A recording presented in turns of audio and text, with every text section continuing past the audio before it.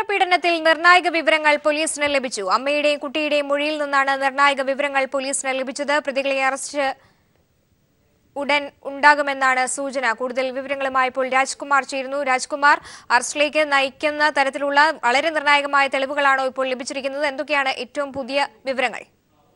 അമ്മയുടെയും child welfare കമ്മിറ്റിയുടെ സംരക്ഷണയിലുള്ള മൂത്ത കുട്ടിയുടെയും മൊഴികളാണ് ഇതിൽ നിർണായകമായിരിക്കുന്നത്. അറസ്റ്റിലേക്ക് വിരൽ ചൂണ്ടാവുന്ന പ്രതിയെക്കുറിച്ചുള്ള കൃത്യമായ സൂചനകൾ ഇവരിൽ നിന്ന് ഇവരിൽ നിന്ന് ലഭ്യമായിട്ടുണ്ടെന്നാണ് പോലീസ് നൽകുന്ന വിവരം. എന്തായാലും അറസ്റ്റ് എപ്പോഴുണ്ടാകുമെന്നുള്ളതിനെ കുറിച്ച് വ്യക്തതയൊന്നുമില്ലെങ്കിൽ പോലും നാളിതുവരെ പ്രതികരിക്കാതിരുന്ന അമ്മ നിശബ്ദയായിരുന്ന അമ്മ ഇപ്പോൾ സഹകരിച്ചു തുടങ്ങി എന്നുള്ളതാണ് ഇതിൽ ശ്രദ്ധേയമായ കാര്യം. ഇവരിൽ നിന്ന് ഇനിയും കൂടുതൽ കാര്യങ്ങൾ അറിയാനുണ്ട്. സാഹചര്യ തെളിവുകളും ശാസ്ത്രീയ തെളിവുകളുമാണ് പ്രധാനമായും ഈ കേസിൽ വഴിത്തിരിവാകാൻ പോകുന്നത്. കാരണം തുടക്കം മുതൽ തന്നെ ഇതിലെ ചില ഉദ്യോഗസ്ഥരുടെ വീഴ്ചകൾ, അതായത് CI, SA ഉൾപ്പെടെയുള്ളവരുടെ ഇതിലെ ഒരു വീഴ്ചകളാണ് ഇതിൽ കേസ് അന്വേഷണത്തിൽ ഇത്രയും താമസിക്കാൻ കാരണമായത്. എന്നിരുന്നാൽ പോലും പോലീസിന്റെ ഇപ്പോഴത്തെ DYSP കൃഷ്ണകുമാർ നേതൃത്വത്തിലുള്ള അന്വേഷണ സംഘം, കൊട്ടാരക്കര റൂറൽ SP ആണ് ഇതിന് മേൽനോട്ടം വഹിക്കുന്നത്. ഇവരുടെ നേതൃത്വത്തിലുള്ള അന്വേഷണം ഇതിൽ കൃത്യമായ വഴിയിലൂടെയാണ് പോകുന്നതെന്ന് കഴിഞ്ഞ ദിവസം ഇത് അംഗീകരിച്ചുകൊണ്ട് ഈ മരണപ്പെട്ട കുട്ടിയുടെ പിതാവ് തന്നെ അന്വേഷണത്തിൽ തൃപ്തനാണെന്ന് അറിയിച്ച് രംഗത്ത് വന്നിരുന്നു. എന്തായാലും അറസ്റ്റ് എപ്പോഴുണ്ടാകുമെന്ന് വ്യക്തമല്ലെങ്കിൽ പോലും ഇതിൽ കൃത്യമായ വിവരങ്ങളാണ് ഇപ്പോൾ പോലീസിന് ലഭിച്ചിട്ടുള്ളത്. മാത്രമല്ല ഇതിൽ ഈ കുട്ടിയുടെ മുത്തച്ഛന്റെ അയാൾ കൊല്ലത്ത് ജോലി ചെയ്തിരുന്ന ലോഡ്ജിലെ ജീവനക്കാരുടെ മൊഴി രേഖപ്പെടുത്തിയിട്ടുണ്ട്. ഇയാൾക്ക് സ്വഭാവ ദൂഷ്യമുണ്ടെന്നും ഇയാൾക്ക് മദ്യപാനശീലമുണ്ടെന്നും തുടങ്ങിയ വിവരങ്ങളാണ് നൽകിയിരിക്കുന്നത്. അതിന്റെ കൂടുതൽ കാര്യങ്ങൾ വെളിപ്പെടുത്താൻ പോലീസ് തയ്യാറായിട്ടില്ല. മാത്രമല്ല ഈ ചൈൽഡ് വെൽഫെയർ കമ്മിറ്റിയുടെ സംരക്ഷണയിലുള്ള കുട്ടിയുടെ മൊഴി, ഈ മുത്തച്ഛനെ കുറിച്ചുള്ള കുട്ടിയുടെ മൊഴിയും ഇതിൽ നിർണായകമാണ്. ഈ വിവരങ്ങളാണ് പോലീസിന് ഇതിൽ പ്രതിയെക്കുറിച്ചുള്ള സൂചനകൾ കൃത്യമായി മനസ്സിലാക്കുവാനുള്ള ഒരു സാധ്യതയിലേക്ക് വഴി തുറന്നത്. രാജ്കുമാർ, പ്രതിയെക്കുറിച്ച് കൂടുതൽ വിവരങ്ങളൊന്നും പോലീസ് കൈമാറാൻ തയ്യാറായിട്ടില്ലെങ്കിൽ കൂടി നിർണായക വിവരങ്ങൾ ലഭിച്ചുവെന്ന് പറയുമ്പോൾ തന്നെ കുറ്റം ചെയ്തയാൾ കുടുംബത്തിനുള്ളിൽ തന്നെയാണ് എന്ന കാര്യത്തിൽ പോലീസിന് വ്യക്തതയുണ്ട്. ആ നിലയ്ക്കാണോ കാര്യങ്ങൾ മുന്നോട്ട് പോകുന്നത്? തീർച്ചയായും പുറത്തുനിന്ന് ഏതെങ്കിലും ഒരാൾക്ക് വീട്ടിലെത്തി ഈ കുട്ടിയെ പീഡിപ്പിക്കാനുള്ള ഒരു സാഹചര്യമില്ലായിരുന്നു. അത്രമാത്രം പ്രദേശവാസികളോ അല്ലെങ്കിൽ അയൽവാസികളുമായി യാതൊരു ബന്ധവുമില്ലാത്ത ഒരു നിലയിലായിരുന്നു ഈ കുടുംബത്തെ മുത്തച്ഛൻ സംരക്ഷിച്ചിരുന്നത്. അതുകൊണ്ട് തന്നെ വീടിനുള്ളിൽ നിന്ന് തന്നെയാണ് ഈ ലൈംഗിക പീഡനം നടന്നു എന്നുള്ളതാണ് സുപ്രധാനമായ ഒരു പോലീസിന്റെ കണ്ടെത്തൽ. അതിന്റെ അടിസ്ഥാനത്തിലാണ് ഇവരെ ഈ കഴിഞ്ഞ ദിവസങ്ങളിലൊക്കെ തന്നെ വിളിച്ചു വരുത്തി ചോദ്യം ചെയ്തിരുന്നത്. ഇപ്പോൾ കിട്ടുന്ന വിവരങ്ങൾ അനുസരിച്ച് ബന്ധു തന്നെയാണ് ഇതിൽ മുഖ്യപ്രതി എന്ന നിലയിലേക്ക് പോലീസ് എത്തിച്ചേർന്നിട്ടുണ്ട്. അറസ്റ്റ് എപ്പോഴുണ്ടാകുമെന്ന് വ്യക്തമല്ല. കുണ്ടറപീഡന കേസിൽ പ്രതിയെ സംബന്ധിച്ച നിർണായക വിവരങ്ങൾ പോലീസിന് ലഭ്യമായിരിക്കുന്നു. ഒരുപക്ഷെ അറസ്റ്റ് ഇന്ന് തന്നെ ഉണ്ടാകാനും സാധ്യതയുണ്ട്. അമ്മ നൽകിയ മൊഴിയിൽ നിന്നാണ് വിവരങ്ങൾ ലഭ്യമായിരിക്കുന്നത്. രാജ്കുമാറാണ് വിവരങ്ങൾ നൽകിയത്. മറ്റു വാർത്തയിലേക്ക്. മൂവാറ്റുപുഴയിൽ സിനിമാ പ്രവർത്തകരെ വഴിയിൽ തടഞ്ഞ വാഹനം പരിശോധിച്ച സംഭവത്തിൽ പോലീസിന് തെറ്റുപറ്റിയിട്ടില്ലെന്ന് റൂറൽ SP AV ജോർജ്. വാഹനത്തിന്റെ ചില്ലുകൾ സ്റ്റിക്കർ ഒട്ടിച്ച് മറയ്ക്കുന്നത് കുറ്റകരമായതിനാലാണ് പരിശോധിച്ചത്. ഇതിനിടെ കുറ്റകൃത്യം കണ്ടെത്തിയിട്ടും പിഴ ഈടാക്കാതെ വാഹനം വിട്ടുകൊടുത്ത മൂവാറ്റുപുഴ DYSPയോട് റൂറൽ SP വിശദീകരണം തേടുകയും ചെയ്തു. ഗ്ലാസ് മറച്ച് സ്റ്റിക്കർ ഒട്ടിച്ച വാഹനം എന്തുകൊണ്ട് പിടിച്ചെടുത്തില്ലെന്ന് വിശദീകരിക്കാനാണ് മൂവാറ്റുപുഴ DYSP K ബിജുമോനോട് Ernakulam rural SP AV George ആവശ്യപ്പെട്ടിരിക്കുന്നത്. വാഹനത്തിന്റെ ചില്ലുകൾ സ്റ്റിക്കർ ഒട്ടിച്ച് മറയ്ക്കുന്നത് കുറ്റകരമാണ്. ഈ സാഹചര്യത്തിൽ പിഴ ഈടാക്കാതെ വാഹനം വിട്ടുകൊടുത്ത നടപടി വിശദീകരിക്കാനാണ് റൂറൽ SPയുടെ നിർദ്ദേശം. നിയമലംഘനം നടത്തിയ വാഹനം തടഞ്ഞു നിർത്തി പരിശോധിച്ച പോലീസ് നടപടിയിൽ തെറ്റില്ലെന്നും റൂറൽ SP വ്യക്തമാക്കി. ഇന്നലെയാണ് അങ്കമാലി ഡയറീസിന്റെ അണിയറ പ്രവർത്തകർ പോലീസിനെതിരെ ആരോപണവുമായി രംഗത്തെത്തിയത്. സിനിമയുടെ പ്രചരണത്തിനായി സജ്ജീകരിച്ച വാഹനത്തിൽ സഞ്ചരിക്കവേ മൂവാറ്റുപുഴയിൽ വെച്ച് പോലീസ് തടഞ്ഞു നിർത്തി അസഭ്യം പറഞ്ഞുവെന്നായിരുന്നു പരാതി. നടി ബിന്നി, ടിറ്റോ, ശ്യാം, ശരത്, ഋഷി എന്നിവരായിരുന്നു പരാതിക്കാർ. മൂവാറ്റുപുഴ DYSPക്കെതിരെ ഇവർ DGPക്ക് പരാതി നൽകുകയും ചെയ്തു. ഇതിനെ തുടർന്നാണ് സംഭവത്തിൽ പ്രാഥമിക അന്വേഷണം നടത്തിയ റൂറൽ SP പോലീസ് നടപടിയിൽ തെറ്റില്ലെന്ന് റിപ്പോർട്ട് നൽകിയത്. News bureau, Kochi.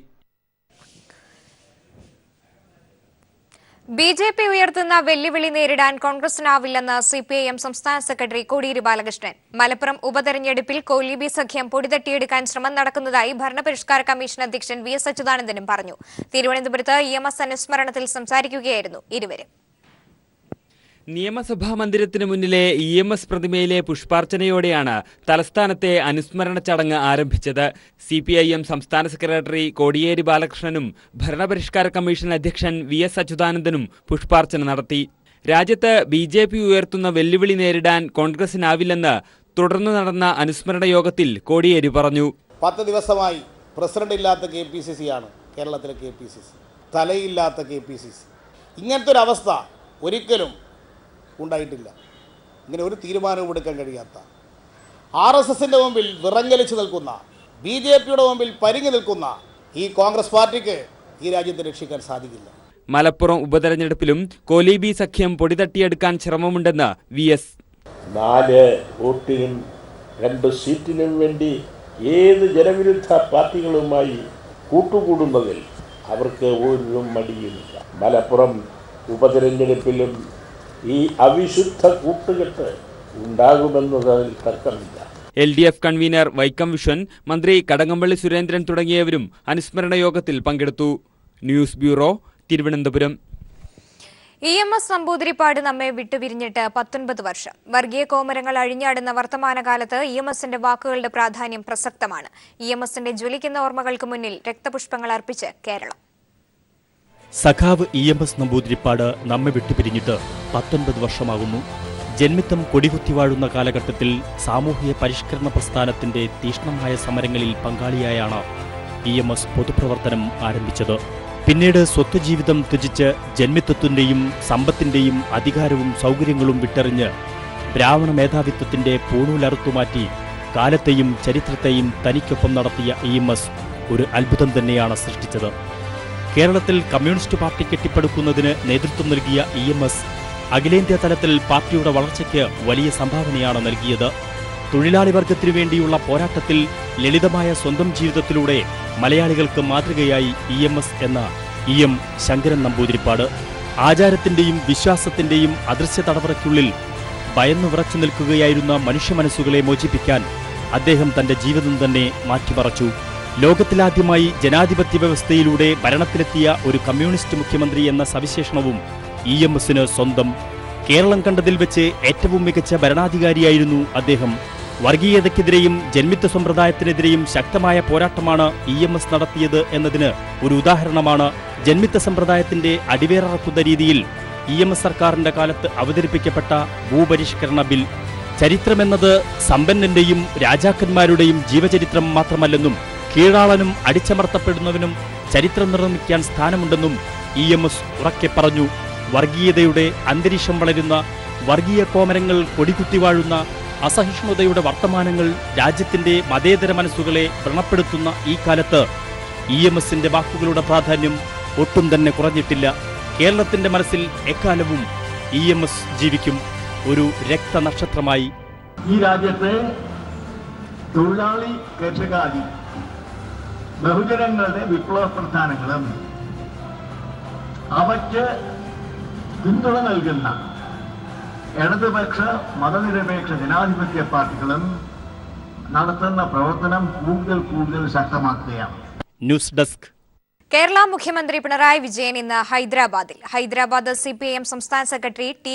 വീരഭദ്രൻ നയിക്കുന്ന പദയാത്രയുടെ സമാപന സമ്മേളനത്തിൽ മുഖ്യമന്ത്രി പിണറായി വിജയനും ദേശീയ ജനറൽ സെക്രട്ടറി സീതാറാം യെച്ചൂരിയും മുഖ്യാതിഥിയായി പങ്കെടുക്കും. മുഖ്യമന്ത്രിയായ ശേഷം ആദ്യമായി ഹൈദരാബാദിലെത്തുന്ന പിണറായി വിജയന് മലയാളികൾ പ്രത്യേക സ്വീകരണവും നൽകും. സമൂഹത്തിൽ വർദ്ധിച്ചുവരുന്ന അസന്തുലിതാവസ്ഥയ്ക്കെതിരെ ഹൈദരാബാദ് CPIM സംസ്ഥാന സെക്രട്ടറി തമിനേനി വീരഭദ്രൻ നേതൃത്വത്തിൽ നടന്നുവരുന്ന പദയാത്ര ഇന്ന് സമാപിക്കും. കഴിഞ്ഞ 150 ദിവസത്തിലേറെ 32 ജില്ലകൾ പദയാത്ര പിന്നിട്ടു. സാമൂഹ്യനീതിയാണ് ലക്ഷ്യമെന്ന് പദയാത്രയ്ക്കിടെ സംസ്ഥാന സെക്രട്ടറി തമിനേനി വീരഭദ്രൻ പീപ്പിൾ TVയോട് പറഞ്ഞു. Our motto is social justice in Telangana because the population of Telangana consists of 93% SC, ST, BC, MBC, minorities population. We demanded that social justice be implemented in Telangana. But our government, since 2.5 years, no assurance was implemented, and going on, new assurances was giving day by day. സമാപനം കുറിച്ച് നടക്കുന്ന മഹാസമ്മേളനത്തിൽ കേരള മുഖ്യമന്ത്രിയും CPIM polit bureau അംഗവുമായ പിണറായി വിജയനും CPIM general secretary Sitaram യെച്ചൂരിയും മുഖ്യ അതിഥിയായി പങ്കെടുക്കും. മുഖ്യമന്ത്രിയായ ശേഷം ആദ്യമായി ഹൈദരാബാദിലെത്തുന്ന പിണറായി വിജയന് വിവിധ മലയാളി സംഘടനകൾ വൈകുന്നേരം 3 മണിക്ക് പ്രത്യേക സ്വീകരണം ഒരുക്കിയിട്ടുണ്ട്. കേരള മുഖ്യമന്ത്രിക്ക് ഇതിനു മുമ്പ് ഒരു ഇതുപോലെയുള്ള സ്വീകരണം കൊടുത്തിട്ടില്ല. ഇതാദ്യമായിട്ടാണ് തെലങ്കാന മേഖലയിലുള്ള എല്ലാ മലയാളികളും ഒരുമിച്ചുകൊണ്ട് ഈ സ്വീകരണ ചടങ്ങ് കൊടുക്കുന്നു. 4000 കിലോമീറ്ററിലേറെ പിന്നിട്ട പദയാത്രയുടെ ഓരോ വേദിയിലും എത്തുന്നത് ആയിരക്കണക്കിന് പേർ. സമാപന സമ്മേളനത്തിലെത്തുന്ന മുഖ്യമന്ത്രി പിണറായി വിജയന് ഊഷ്മളമായ സ്വീകരണമാണ് ഹൈദരാബാദ് ജനത കാത്തുവച്ചിരിക്കുന്നത്. ഹൈദരാബാദിൽ നിന്നും ക്യാമറമാൻ രാജീവ് കണ്ണാടിക്കൊപ്പം സന്തോഷ് സർലിംഗ്. സംസ്ഥാനത്ത് അനുഭവപ്പെടുന്ന കടുത്ത വരൾച്ച കുട്ടനാടൻ കാർഷിക മേഖലയെ തകർത്തു. നൂറുകണക്കിന് കർഷകർക്ക് കൃഷി ഉപേക്ഷിക്കേണ്ടി വന്നു. 5000 ഹെക്ടറിലാണ് വ്യാപക നാശനഷ്ടം സംഭവിച്ചിരിക്കുന്നത്. കർഷകർക്ക് കോടികളുടെ നഷ്ടമാണുണ്ടായത്.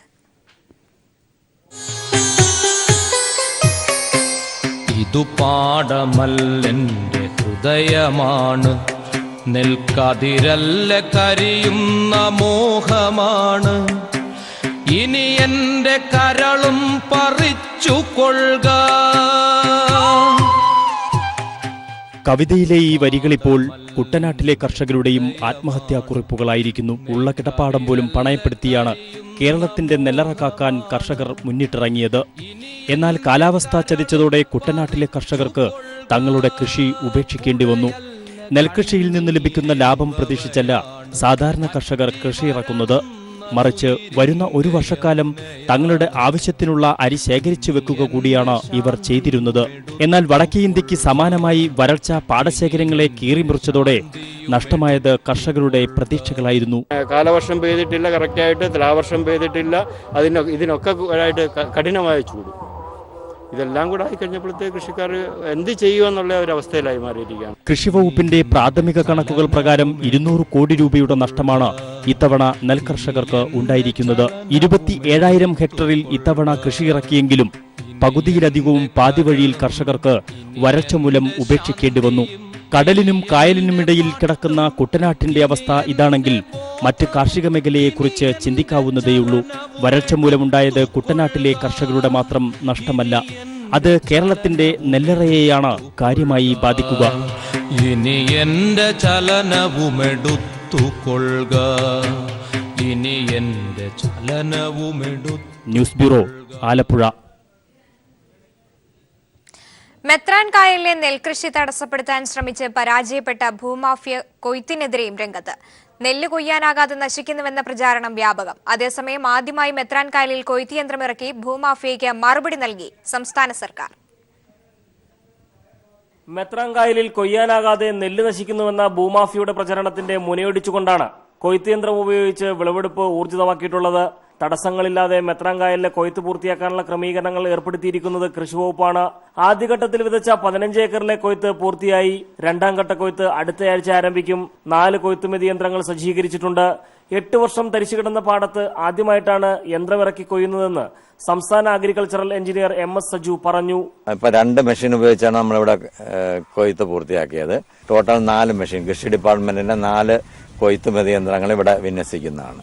നീർവാഴ്ച കൂടുന്നതിന് വേണ്ടി നമ്മൾ കൂടുതൽ ചാലുകൾ താഴ്ത്തുന്നതിന്, ആഴം കൂട്ടുന്നതിനും കൂടുതൽ നീളത്തിൽ ചാലുകൾ ചെയ്യുന്നതിനുമായിട്ട് നടപടി ചെയ്യുന്നതാണ്. പിന്നെ RID സ്കീമിൽ ഇത് പുതുതായിട്ട് 5 കോടി രൂപയുടെ വർക്ക് അനുവദിച്ചിട്ടുണ്ട്. 404 ഏക്കറുള്ള മെത്രാൻ കായലിൽ 320 ഏക്കറിലധികം നെല്ല് വിളഞ്ഞിട്ടുണ്ട്. 1 ഏക്കറിൽ 20 കിൻഡൽ നെല്ല് ലഭ്യമാകുമെന്നാണ് കണക്കുകൂട്ടൽ. മികച്ച രീതിയിൽ കൃഷി ചെയ്തവർ 25 മുതൽ 30 കിൻഡൽ വരെ വിളവ് പ്രതീക്ഷിക്കുന്നുണ്ട്. കിൻഡലിന് 2250 രൂപ നിരക്കിൽ ഓയിൽ പാം ഇന്ത്യ ലിമിറ്റഡ് ഏറ്റെടുക്കുന്ന നെല്ല് മെത്രാൻ ബ്രാൻഡ് എന്ന പേരിൽ തവിട് കളയാത്ത അരിയായി വിപണിയിലെത്തിക്കാനാണ് സർക്കാർ തീരുമാനം. TP Prashanth, news bureau, Kottayam.